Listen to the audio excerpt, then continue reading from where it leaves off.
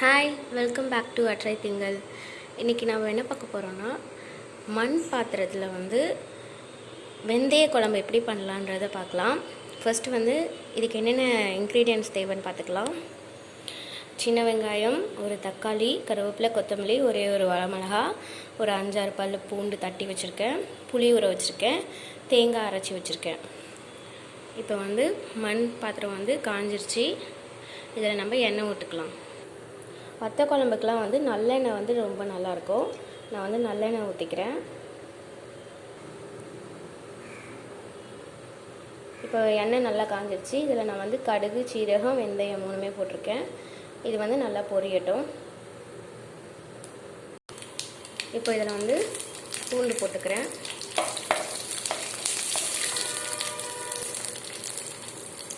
கருவேப்பிலை, காஞ்ச மிளகாய்,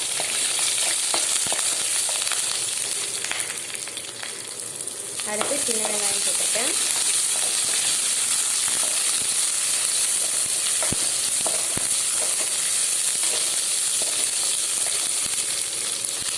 அடுத்து தக்காளி. இப்போ இது ரெண்டுமே நல்லா வணங்கணும்.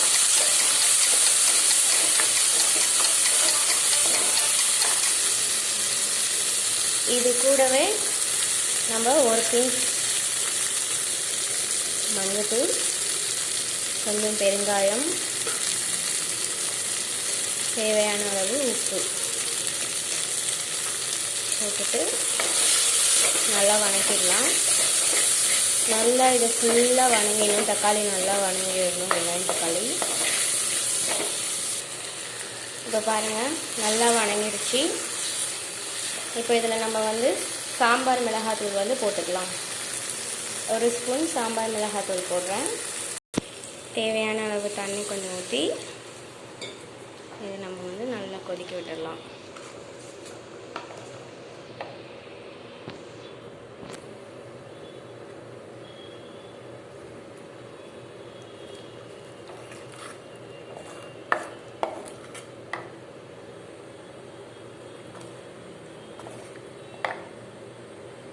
கொதிச்சப்புறம் பார்க்கலாம். இப்போ இது நல்லா கொதிச்சிருச்சு. இதில் நம்ம ஊற வச்சுருந்த புளியை நான் கரைச்சி எடுத்து வச்சுருக்கேன். அந்த புளி தண்ணியை நான் ஊற்றிடுறேன்.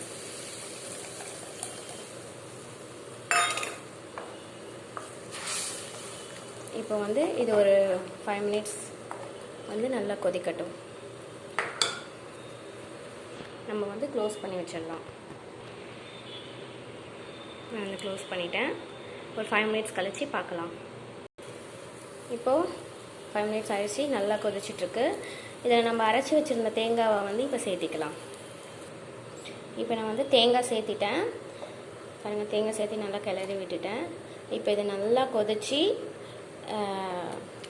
அந்த எண்ணெய் லைட்டாக பிரிஞ்சு வரட்டும். அது வரைக்கும் நம்ம வெயிட் பண்ணலாம். அவ்வளோதான், ரெடி. நம்ம வெந்தய குழம்பு, மண் பாண்டத்தில் வெந்தய குழம்பு நல்லா கமகமான வாசனமாக இருக்குது. இப்போ நம்ம கொத்தமல்லி தூவிக்கலாம். கொத்தமல்லி தூவிட்டு இறக்கிடுங்க. மண் பாத்திரத்தில் செய்கிறது ரொம்ப ஹெல்த்தின்னு சொல்லுவாங்க. நீங்களும் முடிஞ்ச வரைக்கும் மண் பாத்திரத்துலேயே செய்யுங்க. தேங்க்யூ. மறக்காமல் நம்ம சேனல் சப்ஸ்கிரைப் பண்ணுங்கள், லைக் பண்ணுங்கள், ஷேர் பண்ணுங்கள், கமெண்ட் பண்ணுங்கள். அந்த பெல் பட்டனையும் ப்ரெஸ் பண்ணுங்கள். அப்போ தான் நெக்ஸ்ட்டு நான் போடுற வீடியோ அடுத்தடுத்து உங்களுக்கு நோட்டிஃபிகேஷன் வரும். Thank you all.